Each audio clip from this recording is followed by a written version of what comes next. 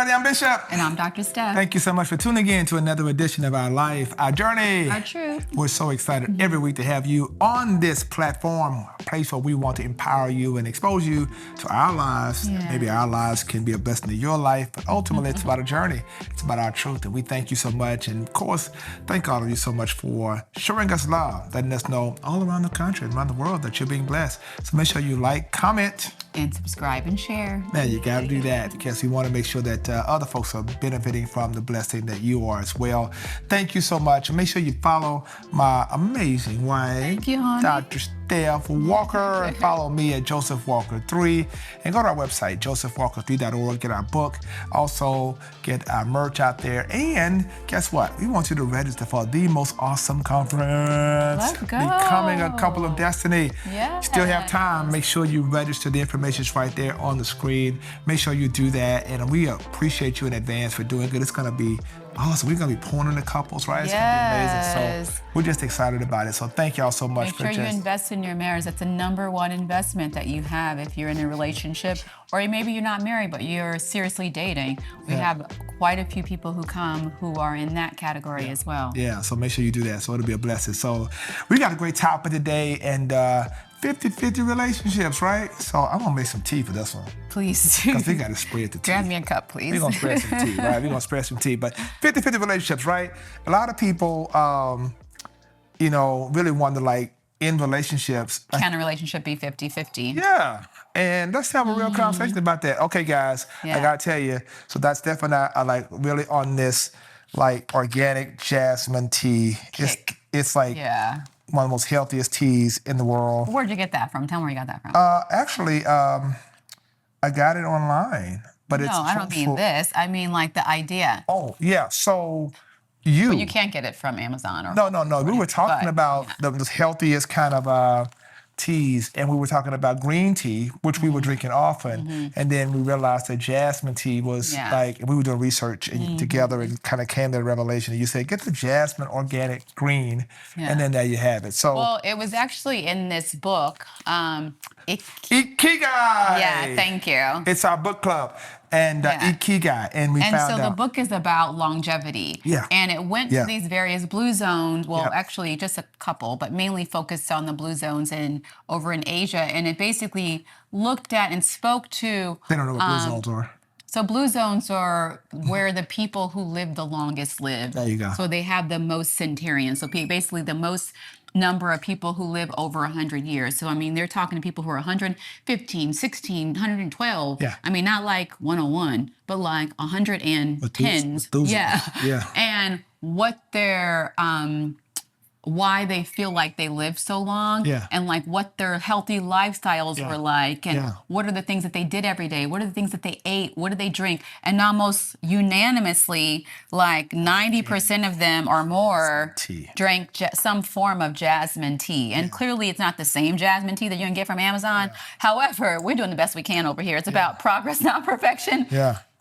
And there's so many other things. I mean, the book is fantastic. I highly recommend. Yeah. It's part of our book club. It was our #1 book to read in 2025. The first book. Get it. Yeah. And it's an incredible book. And did you give me honey? I did. Oh, thank you. You're so much honey. I just didn't want to give too much honey because. Thank you. Honey.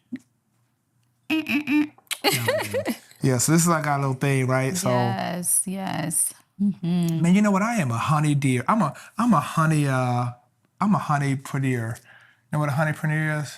I don't either. I just made it up. See? So people that get it about the first time. Oh, it's so good. I'm the honey guy. I'm the honey badger. Honey badger. I don't know what that I'm the honey curator. No, really. So thank you all. Hey, listen. So for real though, like 50-50, right? Let's toast to this first of all. This is gonna be a good episode. Toasting to the episode, right? So all right. Yes. Y'all see? So I mean, the question is. Look at the little W. Y'all see that? We're actually, so the story behind these cups are, we actually got one of these from one of our dear friends for Christmas. And from the day we got it, it was like, thing. Yeah, from the day we got it, we fought over it, the cup. So in normal fashion, versus us splitting the cup 50-50, She decided, I just went online and tried to find them. Which is a good segue because there's really no 50-50, right? Right. I mean, really, there's not 50-50 is like, I think, this idea. This misnomer. Misnomer that relationships are 50-50. I think sometimes they're 75, 25. You're doing stuff half. Everything that we do, you're going to do half, I'm going to do the other half. In life, you're going to bring half the finances, I'm going to bring the other half. When we're doing life together, you're going to pull half the weight and I'm going to pull half the weight. And the reality is, it doesn't happen that way. It's not going to manifest that way. You have to be honest about, I think everybody, tell the story. Ultimately, it's about when the lame man was trying to get to Jesus, he had 4 friends, and each one of those friends carried a corner. It's ultimately about looking at relationships, saying, how do I carry my corner? My corner sometimes in certain seasons may not be 50, maybe 75. I'm holding so down. Maybe 25, maybe 35. Whatever it is, I do what I have to. Maybe 80. I have to do what I have to do. Sometimes, like you holding it down 100%. I'm traveling, you got to do everything, and I get back. But it's like the idea is understanding what responsibilities are and not so much divvying things up, but just saying, let's get things done in a way that works for our family. And doing what makes sense in the moment sometimes, because sometimes you may have this brilliant plan, but the reality is that other person may not have the capacity to engage in that way. And so if they're super busy in this season and you're trying to support them and their goals, maybe you've got to pull 75% of the weight because they only have time to do 25%. Or maybe, it might be something where I don't have the capacity to do it, meaning I don't know how. Maybe this is right up your lane, and so I defer to you. And so instead of me doing half of it wrong, I'll let him just do it. Maybe I'll just contribute 15%, and maybe he'll do the other 85%. Or just like in life in general, I think one of the reasons I feel like couples may run into trouble with this, if this is how run into trouble in their marriage, if this is how they approach marriage, is they set this expectation that that's how it's going to be the whole time. And the moment that it's not like that, you're not pulling your weight. What's wrong with you? Like, this is what we signed up for. We had a baby. You change one diaper, I'll change the other. You change the next diaper, I'll change the other. You give one bottle, I'll give the other. That's not how life works. Not gonna happen. Right? Like, do what makes sense. And I think that's what ended up happening with us, right? No, absolutely did. I think creating charting your own path about what will work for you and your family. One of the things, I'm a little old school. I want to drop this out. This is a big one, right? Because I had a lot of my mentees, a lot of people I talk to from the younger generation, they struggle with this. It's mind-boggling to me. As a man, I'm old school. I'm not suggesting this right or wrong, but I'm going to talk to you.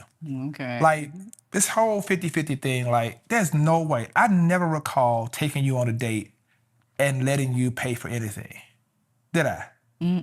Like, this idea that you should pay this time, I pay this time, like, let's talk, that's a real deal. Well, I think it depends what season of life you're in. All right. Right? So if you're 2 college students, I think it's irresponsible of me as the girlfriend to expect you to trigger warning, pay for everything. Trigger warning. And you're a struggling college student just like I am. Trigger warning. When I was in college, the girls didn't really want me, but because I had money from my parents, they would go out on dates with me because I would buy the food that they didn't really want to be with me. I just want to get that out. That's a trigger warning. That's so sad. Right. Used up a brother like that. It's different if you choose to do it versus if there is an expectation that you should do it, right? Like, I want a guy, or back then wanted a guy to want to do it and do it when they could.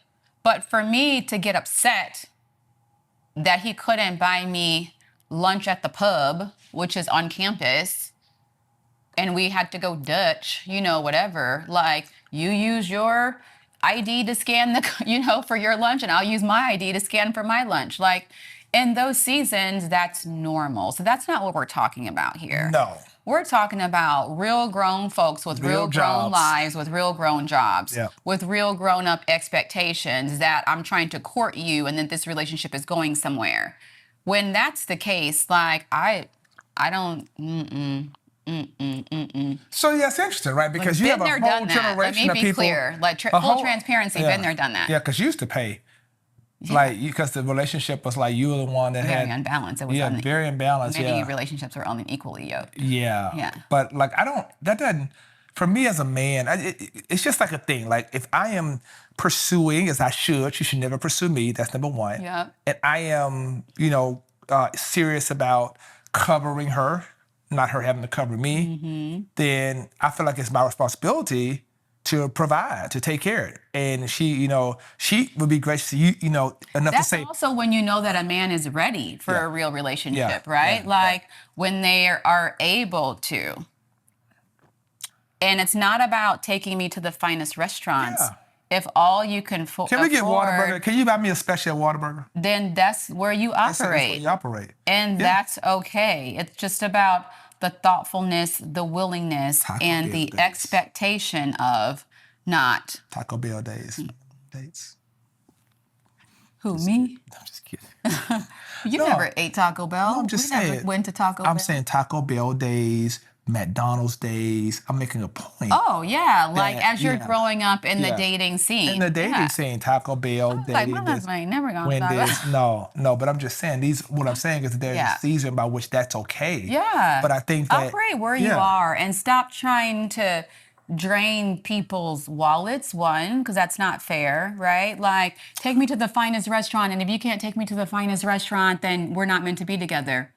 You're right. We're not meant to be together. We're not. And bro, do not go broke trying to impress these people that ultimately don't want you, but they want what you have. Yeah. Do not do that, right? And so that's important. But I think if you're serious about it, you really will be honest about where you are. And, hey, this is where I am. Right, this is what I can afford. It'll be good. And if she has a problem with it... And there's a lot of fantastic places that you can go, restaurants that you can eat at, adventures that you can go on that are low cost, low budget. Yeah, so let's talk about the money thing. 50-50. Yeah. It's interesting, right? Because there's a real argument about that. Like, should everything be divided 50-50? Do we come in and do we basically put our money in a place where it's like we want to have equal access to every single thing? What do you think about that, Dr. Stephanie? So I think it's yes and no, right? Like, I think it's fundamentally important to be transparent with your finances if you're serious about coming together, right? I think it is when you're married, I think it's tremendously important that both your names are on everything.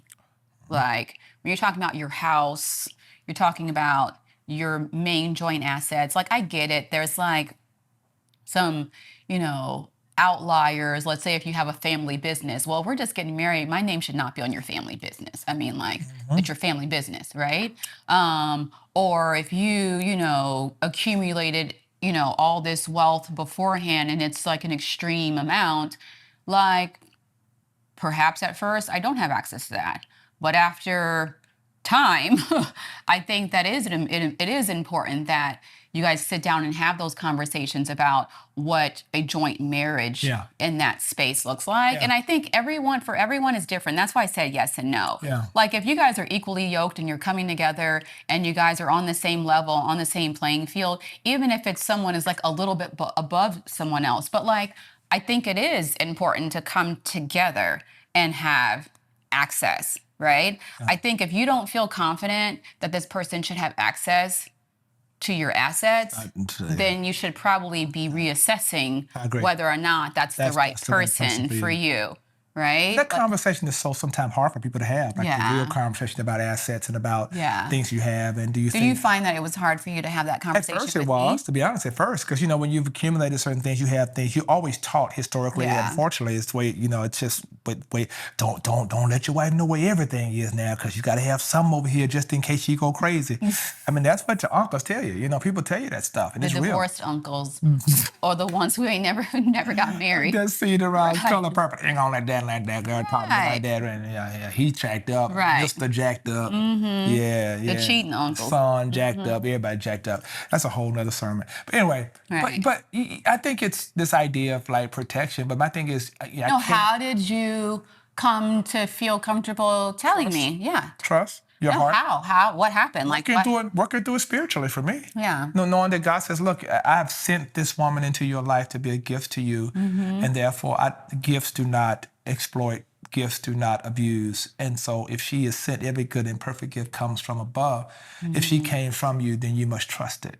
And that's when I began to realize, okay, But was there anything that I said, that I did, any aspect about my personality? I think the moment when you talked about if we lost everything, you would still rock with me, you know? We would get some ramen noodles and we would chill in a one-bedroom studio. I was like, yo, this is the one. Like, she's not up here like, you know, I married you at a certain level. If you lost it all, then I can't be with you like that. No, like you really because, I mean, full stop. Like, there's lots of people who will tell you that, right? Like, I'm used to a certain lifestyle, that goes away, I'm out. Yeah.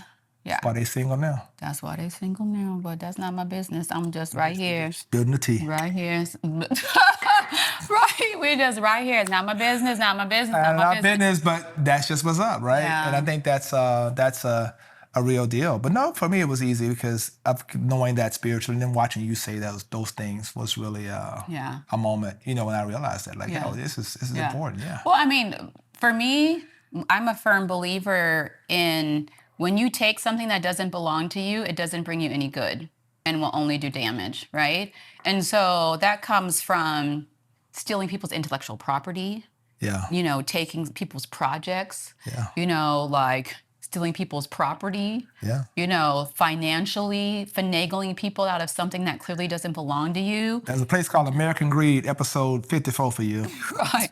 Or even something as what we think is benign as going to work to do a job that you're getting paid really good money to do and refusing to do the job that you're getting paid for. That is also stealing. That's stealing. You're stealing time. And that's about integrity. It's not stealing time, it's stealing money. Yeah, stealing money. I'm paying you to do a good job. And you're not and you know for a fact that you're not doing it and you're skating. You're like silent quitting. Yeah. And you're still forcing people to pay you, right? Yeah, that is also stealing. So all of those forms. And so for me, like in terms of being a person of integrity, if it's supposed to be for something else or someone else or for whatever, I don't want it.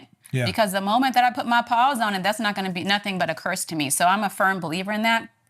Take it or leave it. We've seen it in real action, how that sort of things work when people steal and take things that don't belong to them. I've seen it in real time. I got a good one. This is a good one. This is like, oh man. Let's see how good this is. Listen. Okay, I'm going to set it up. So this woman, because I know, thank you, you're welcome. Yeah, I'll make y'all some tea, let me know. But let me tell you, this woman, you have to understand. So I'm pastoring in Mount Zion, God's been good to me, This woman is on faculty at Harvard. She's got her own spot. She's got her own world. She's making a lot of money. She's got her own condo. And what convinced you? You sold the condo, you relocated, you merged assets, you came to Nashville. In other words, and I mean this respectfully, you gave up your life as you knew it to come into, like Abraham, to come into a place, right? And to trust this thing. What was it? What was the catalyst? Because there's somebody watching right now like, okay, like, because you could have easily said, I ain't going to sell my condo. I'm going to keep it just in case. No, it was so many factors, right? So it wasn't just one. Multifactorial is multifactorial. Yeah. It was so many things, right? So when we started courting, dating, whatever you want to call it, right? The proper word would be courting because courting has a destination. Dating is just going out. Even though I was in Boston and he was here in Nashville, we saw each other almost every week, if not every 2 weeks. Either I was coming here or he was going there. Yeah. But I didn't pay for one plane ticket. He sent for me. Sure did. And sent for her the right way. Right.